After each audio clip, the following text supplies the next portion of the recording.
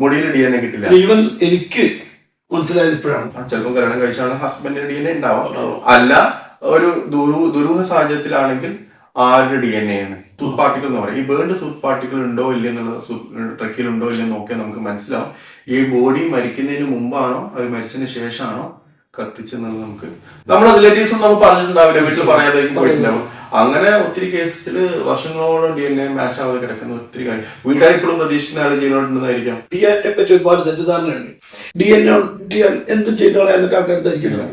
DNA കിട്ടിക്കഴിഞ്ഞാൽ identification മാത്രമേ പറ്റൂ.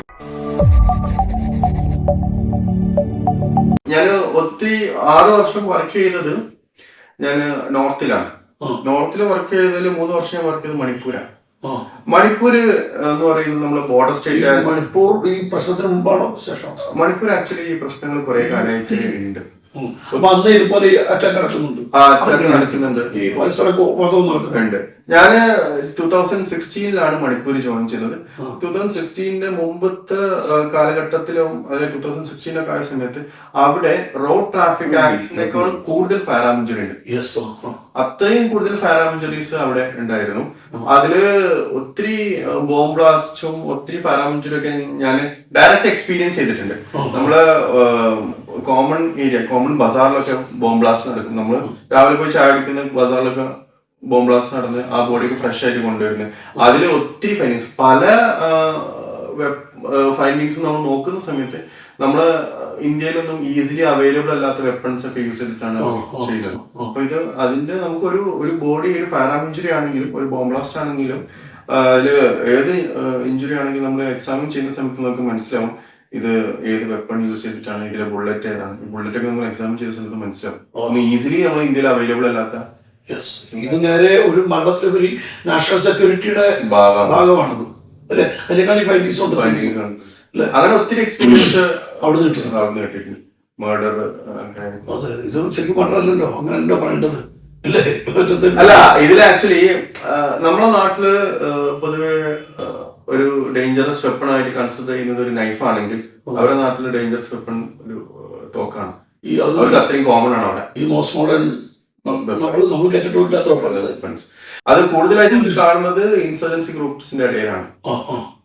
അപ്പൊ എസ്പെഷ്യലി നമ്മളിപ്പോ റീസെന്റ് വന്ന ഫാമിലി മാൻ എന്ന് പറഞ്ഞ ഒരു സീരീസ് ഒക്കെ ഉണ്ട്. അതിലൊക്കെ ആക്ച്വലി കുറെ കാണിക്കുന്നുണ്ട്.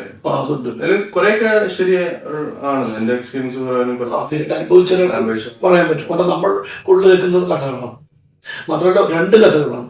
ഒന്ന് ആരെങ്കിലും പടച്ചു വിടുന്നത്, മറ്റൊന്ന് ഗവൺമെന്റ് റിലീസ് ചെയ്യുന്നു. 2 ഭയങ്കര വ്യത്യാസം ഉണ്ടാവും അല്ലെ? ഒന്ന് ഗവൺമെന്റ് എപ്പോഴും ഗവൺമെന്റിന്റെ ഭാഗം നാഷണൽ സെക്യൂരിറ്റിയെ രക്ഷിക്കാൻ വേണ്ടി വേണം ഗവൺമെന്റ് മുമ്പോട്ടോടാൻ. അതിന് കുറെ കോംപ്ലിക്കേഷൻസ്. ഞാൻ വർക്ക് 2016 അവിടെ ചെന്നു. അന്നോട്ട് വർക്ക് ചെയ്യുന്ന സമയത്ത് അവിടെ ഈ കമ്മ്യൂണൽ ഇഷ്യൂസ് ചെറിയ രീതിയിലൊക്കെ ഉണ്ട്. പെട്ടെന്ന് എസ്കലേറ്റ് ചെയ്തേ. പക്ഷെ അത് ചെറിയ രീതിയിൽ അവിടെ ഇവിടെ ഒക്കെ ആയിട്ടുണ്ട്. DNA എടുക്കുന്ന വയനാട്ടിലെ കേസ് പറഞ്ഞ പോലെ പെട്ടെന്ന് തന്നെ ഓർത്താണ് ഈ 1-2 വെടിക്കെട്ട് ദുരന്തം ക്ഷേത്രം 100-ലധികം പേർക്ക് മരിച്ചിട്ടുണ്ട്. ഇപ്പം എനിക്ക് തോന്നുന്നു മിക്കവാറും കണക്കത്ര വെട്ടാവാൻ ഒരു ബോഡിയിലെ ഒരു ബോഡിയിലെ ഒരു പാർട്ട് കിട്ടിക്കഴിഞ്ഞാൽ നമുക്ക് DNA എടുക്കാൻ പറ്റുന്ന സാമ്പിൾ ആണെങ്കിൽ എന്തായാലും നമുക്ക് മനസ്സിലാവും ഈ DNA സെപ്പറേറ്റ് ചെയ്തെടുക്കാൻ പറ്റും. എന്നിട്ട് ഏതെങ്കിലും അലിഗേഷൻ വരുന്നത്, സപ്പോസ് ഇപ്പൊ നമ്മുടെ സസ്പെക്ട് ചെയ്യാണ് എന്റെ ഒരു റിലേറ്റീവ് അവിടെ പോയിട്ടുണ്ട്. അപ്പൊ ഞാൻ എന്റെ DNA കൊടുത്തു കഴിഞ്ഞാൽ അവർക്ക് ചെക്ക് ചെയ്താൽ പറഞ്ഞാൽ മനസ്സിലാവും നിന്റെ റിലേറ്റീവ് അവിടെ ഉണ്ടായിരുന്നോ ഇല്ലയോ. DNA സാമ്പിൾ കിട്ടിയിട്ടുണ്ടെങ്കിൽ അത് അവർക്ക് എന്തായാലും പറയുന്നത് എടുക്കാൻ പറ്റും. അല്ലെ? ഇപ്പം നമുക്കൊരു പുറ്റിങ്ങൽ കൊല്ലം ജില്ലയിൽ ഒരു അമ്പലം വെടിവെപ്പുണ്ടായിരുന്നു. ഇതുണ്ട് വെടിക്കെട്ട് വിടുന്നു. അവിടെ എത്രയോ പേരെ മരിച്ചു. അത് ചെറിയ പീസായിട്ട് ധരിച്ചു പോകുന്നതാണ്. അപ്പൊ DNA സാമ്പിൾ എടുക്കാൻ ചെറിയൊരു പീസ് മതി. പക്ഷെ നമ്മൾ എത്ര സാമ്പിൾ എടുത്തു കഴിഞ്ഞാലും നമ്മൾ ഓരോ ബോഡി പാർട്സ് ആണെങ്കിൽ നമ്മൾ സെപ്പറേറ്റ് ആയിട്ടാണ് പാക്ക് ചെയ്യാം. എന്നിട്ട് എല്ലാ ബോഡി പാർട്സും നമ്മൾ എന്ത് ചെയ്യും, DNA സാമ്പിൾ എടുക്കും. അപ്പൊ എല്ലാവരും ഒന്നാവും. ചിലപ്പോൾ ഒന്നാവും, ചിലപ്പോൾ വേറെ തന്നെ ആവും. ചിലപ്പം DNA സാമ്പിൾ വർഷങ്ങളോളം ക്രോസ് ആവാതെ കിടക്കും. എസ്പെഷ്യലി ഡൽഹിയിലൊക്കെ ഒത്തിരി കേസസിൽ അങ്ങനെ ഉണ്ടായിട്ടുണ്ട്. ഇപ്പൊ ബോംബ് ബ്ലാസ്റ്റിലൊക്കെ ഡൽഹി ബോംബ് ബ്ലാസ്റ്റ് ചിലപ്പം ഇവിടെ നാട്ടിൽ നിന്ന് വീട്ടിൽ പറയാതെയോ അല്ലെങ്കിൽ വീട്ടിൽ അറിയാതെയോ കറങ്ങാൻ പോയിട്ടുണ്ടാവും. അങ്ങനെ അവിടെ ചെന്ന് നമ്മള് ഈ ഡൽഹി റീസെന്റ് ഡൽഹി ജുമാ മസ്ജിദിന്റെ അവിടെ ഒരു ആക്സിഡന്റ് നടന്നു കഴിഞ്ഞാൽ നമ്മളറിയില്ല, നമ്മളില്ല, നമ്മളെ റിലേറ്റീവ്സും നമ്മൾ പറഞ്ഞിട്ടുണ്ടാവില്ല, വീട്ടിൽ പറയാതെ പോയിട്ടുണ്ടാവും. അങ്ങനെ ഒത്തിരി കേസസിൽ വർഷങ്ങളോളം DNA മാച്ച് ആവാതെ കിടക്കുന്ന ഒത്തിരി കാര്യം വീട്ടുകാർ ഇപ്പോഴും പ്രതീക്ഷിക്കുന്ന ആൾ ജീവനോട്ടുണ്ടെന്നായിരിക്കാം. അങ്ങനെ ഒത്തിരി കേസസ് ഉണ്ട്. അത് നമുക്ക് പ്ലെയിൻ ക്രാഷ് ഉണ്ടായല്ലോ, അങ്ങനെ താഴെ ഒരുപാട് പേരുണ്ടാവും, അതിന്റെ മുകളിലേക്ക് അരക്കണം എന്ന് ഒരു ഐഡിയ ഇല്ല. അതൊരു മാർക്കറ്റായിരുന്നു. മാർക്കറ്റിൽ അറിയാതെ എത്തിയവരുണ്ടാവും, വീട്ടിലറിയാതെ അപ്പം വീട്ടുകാർ എപ്പോഴും പ്രതീക്ഷിക്കാതെ വേറെ ഇവിടെ പോയി എന്നുള്ളതാണ്. അങ്ങനത്തെ ഒത്തിരി എക്സ്പീരിയൻസ് ഇപ്പോഴും ഉണ്ട്. ഓക്കെ, ഈ ബേൺഡ് ബോഡി മറ്റുള്ളവർക്ക് വ്യത്യസ്തത ഉണ്ടാക്കാൻ ബേൺഡ് ബോഡിയിൽ നമ്മൾ മെയിൻ ആയിട്ട് നോക്കേണ്ടത് ഈ ബോഡി മരിക്കുന്നതിന് മുമ്പാണോ മരിച്ചതിന് ശേഷമാണോ കത്തി എന്നുള്ളതാണ്. അതിന് നമുക്ക് ഒത്തിരി ബോഡീസിലെ ഫൈൻഡിങ്സ്, ഇപ്പൊ ഓരോ ബേൺസിന്റെ ഫൈൻഡിങ്സ് നോക്കിയാൽ നമുക്ക്, പിന്നെ അതേപോലെ ട്രക്കിയ സൂത്ത് പാർട്ടിക്കിൾ എന്ന് പറയും. ഈ ബേൺഡ് സൂത്ത് പാർട്ടിക്കിൾ ഉണ്ടോ ഇല്ല എന്നുള്ളത് ട്രക്കിയിൽ ഉണ്ടോ ഇല്ലെന്ന് നോക്കിയാൽ നമുക്ക് മനസ്സിലാവും ഈ ബോഡി മരിക്കുന്നതിന് മുമ്പാണോ അത് മരിച്ചതിന് ശേഷമാണോ കത്തിച്ചെന്നത് നമുക്ക്. പിന്നെ ബ്ലഡില് കാർബൺ മോണോക്സൈഡിന്റെ അളവ് നോക്കിക്കഴിഞ്ഞാൽ നമുക്ക് മനസ്സിലാവും ഈ ബോഡി കത്തിച്ചതാണോ അല്ലെങ്കിൽ ഓൾറെഡി മരിക്കുന്നതിന്റെ മരിച്ചതിന് ശേഷം കത്തിച്ചതാണോ. ചെറിയൊരു പാർട്ട് കിട്ടിയാലും കാരണം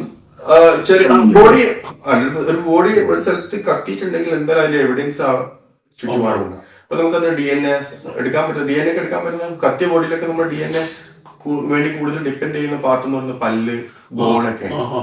പല്ലൊന്നും ഒരിക്കലും ബേൺ ആയിട്ട് അങ്ങനെ അതിൽ നമുക്ക് DNA സെപ്പറേറ്റ് എടുക്കാൻ പറ്റും. അതിൽ നിന്ന് DNA സെപ്പറേറ്റ് എടുക്കാൻ പറ്റും. കോസ് ഓഫ് ഡെത്തിലോട്ട് പോവാണെങ്കിൽ എല്ലാ കേസിലും 100% പറ്റിക്കൊള്ളുന്നില്ല. പല കേസിൽ നമുക്ക് ഇപ്പം എന്തെങ്കിലും ഉണ്ടെങ്കിൽ പറ്റും. ബോൺ പീസ് കിട്ടിയാൽ പറ്റും. ബോൺ പീസ് കിട്ടിക്കഴിഞ്ഞാൽ നമുക്ക് ആ ബോൺ പീസുമായി ഇപ്പം ഫോർ എക്സാമ്പിൾ ഞാൻ ചോദിക്കാൻ, DNA പറ്റി ഒരുപാട് തെറ്റിദ്ധാരണയുണ്ട്. DNA കിട്ടിയാൽ എന്ത് ചെയ്തോളാം എന്നൊക്കെ ആൾക്കാർ ധരിക്കുന്നു. DNA കിട്ടിക്കഴിഞ്ഞാൽ ഐഡന്റിഫിക്കേഷൻ മാത്രമേ പറ്റൂ. ബേസിക്കലി കൾപ്രിറ്റിനെ കണ്ടെത്താൻ. ഫോർ എക്സാമ്പിൾ ഒരാളുടെ ഒരു ഫീമെയിൽ ബോഡി കത്തിയിട്ടുണ്ട്, ആ കത്തി ബോഡി ഓട്ടോപ്സി ചെയ്യുന്ന സമയത്ത് നമുക്കിപ്പോ അവരെ പറ്റിയ ട്രാക്ക് ചെയ്യുന്ന ഒരു സെമൻ കിട്ടിക്കഴിഞ്ഞാൽ അത് ഒരു DNA അത് നമുക്ക് DNA എക്സ്ട്രാക്ട് ചെയ്ത് കഴിഞ്ഞാൽ നമുക്ക് ആരുടെ DNA ചിലപ്പോൾ കല്യാണം കഴിച്ചാണ് ഹസ്ബൻഡിന്റെ DNA ഉണ്ടാവാം, അല്ല ഒരു ദുരൂഹ സാഹചര്യത്തിലാണെങ്കിൽ ആരുടെ DNA ആണ്, എങ്ങനെ ഇവരുടെ ബോഡിയിൽ ആ DNA എത്തി, അങ്ങനെ നമുക്ക് കണക്ട് ചെയ്ത് പോകാൻ പറ്റും. അല്ലാതെ ഒരു DNA സാമ്പിൾ വെറുതെ കിട്ടിക്കൊണ്ട് നമുക്ക് ഐഡന്റിഫൈ ചെയ്യാൻ മാത്രമേ പറ്റൂ. മെയിൽ ആണോ ഫീമെയിൽ ആണോ അല്ലെങ്കിൽ പിന്നെ വേറെ 100% ഒന്നും പറ്റില്ല. ഇപ്പൊ ഈ പറഞ്ഞ സിറ്റുവേഷൻ കൾപ്രിറ്റിനോട് കണക്ട് ചെയ്യാൻ മാത്രമേ പറ്റൂ, അല്ലാതെ കിട്ടിയില്ല. ഇപ്പൊ നമുക്ക് ഒരു ബോഡി അതിൽ ചെറിയ പാർട്ട് മാത്രമേ കിട്ടിയുള്ളൂ, ഒന്നും ചെയ്യാൻ പറ്റില്ല. അങ്ങനെ പോലും ആൾക്കാർ DNA കുറിച്ച് ഒരുപാടുണ്ട്. ഒരു മുടി കിട്ടിയാൽ മതി മുഴുവൻ ചെയ്തുകളെന്നൊക്കെ പറയുന്ന ആൾക്കാരുണ്ട്. മുടിയില് തന്നെ നമുക്ക് മുടിന്റെ എന്റെ മുടി ഇങ്ങനെ മുറിച്ചെടുത്തു, അതിൽ DNA ഇല്ല. മുടിന്റെ അകത്ത് ഒരു ബൾബ് ഉണ്ട്, ആ ബൾബിൽ മാത്രമേ അത് നമ്മൾ പ്ലക്ക് ചെയ്ത് എടുക്കുന്നതിൽ ഇപ്പൊ നമ്മൾ ഒരു മുടി പ്ലക്ക് ചെയ്യുന്ന സമയത്ത് നമുക്ക് അതിൽ ബൾബ് ഉണ്ടെങ്കിൽ മാത്രം ആ ബൾബ് ന്യൂക്ലിയസ് മാത്രം DNA കിട്ടും. ഇത് ഭയങ്കര തെറ്റിദ്ധാരണയാണ്. മുടിയിൽ DNA കിട്ടില്ല. ഈവൻ എനിക്ക് മനസ്സിലായത് ഇപ്പോഴാണ്. ഈ മുടി കിട്ടിയാൽ പോരാ, അതിന്റെ താഴത്തെ റൂട്ട് കിട്ടണം. മുടിയിൽ നമുക്ക് വേറെ കുറെ കാര്യങ്ങൾ പറയാൻ പറ്റും. ഒരാള് മിസ്സിംഗ് ആണ്, പക്ഷെ ഒരു സ്ഥലത്ത് നിന്ന് ഇപ്പൊ അയാളെ ഒരു മുടി കിട്ടി, ആ മുടി ബേൺഡ് കുറച്ച് കരിഞ്ഞ ഭാഗം ഉണ്ടെങ്കിൽ നമുക്ക് പറയാൻ പറ്റും ഇയാള് കത്തിച്ചിട്ടുണ്ട്, ബോഡി കത്തിച്ചിട്ടുണ്ട്. ഇപ്പൊ അതില് ഒരു മുടിയുണ്ട്, ആ മുടി കത്തിച്ചിട്ടുണ്ട്. നേരെ മറിച്ച് ഇപ്പൊ ഒരു ഷാർപ്പായിട്ടുള്ള വെപ്പൺ കൊണ്ട് അറ്റാക്ക് ചെയ്തിട്ടുണ്ടെങ്കിൽ ആ മുടി നോക്കിയാൽ നമുക്ക് മനസ്സിലാവും, അതിന്റെ കട്ട് നോക്കിയാൽ മനസ്സിലാവും. പിന്നെ അതേപോലെ ഈ മുടിയില് ക്രോണിക് ആയിട്ട് എന്തെങ്കിലും ഒരാള് ഏതെങ്കിലും സ്പെസിഫിക് ആയിട്ട് ഓയിലോ അല്ലെങ്കിൽ ക്രീമോ യൂസ് ചെയ്യുന്ന ആളാണെങ്കിൽ നമുക്ക് ആ മുടിയിലെ ക്രീം നോക്കിയാൽ മനസ്സിലാവും ഇത് ആരുടെ മുടിയാണ്. ഒത്തിരി ചില പോയിസൺസും ചില ഹെവി മെറ്റൽ പോയിസൺസ് ഒക്കെ മുടിയിൽ ഡെപ്പോസിഷൻ ഉണ്ടാവും. അവ മുടി നോക്കിയാൽ നമുക്ക് മനസ്സിലാവും ഇയാള് ഏതെങ്കിലും ഹെവി മെറ്റൽ പോയിസണിങ് ഉണ്ടായിരുന്നോ. മരണ കാരണം അതാണെന്ന് നമുക്ക് 100% പറയാൻ പറ്റില്ല, പക്ഷെ കുറെ ക്ലൂ അതിൽ നിന്ന് കിട്ടും. പക്ഷെ DNA ഒന്നും എല്ലാ സാമ്പിളും നമുക്ക് ചിലപ്പോൾ കിട്ടിക്കോണമെന്നില്ല മുടിന്റെ.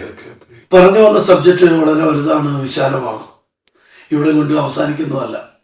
എങ്കിലും കരുതിയതിനേക്കാൾ കൂടുതൽ വിവരങ്ങൾ തന്ന് സഹായിച്ച റൌഫ് സാറിന് നന്ദി രേഖപ്പെടുത്തുന്നു. Thank you sir.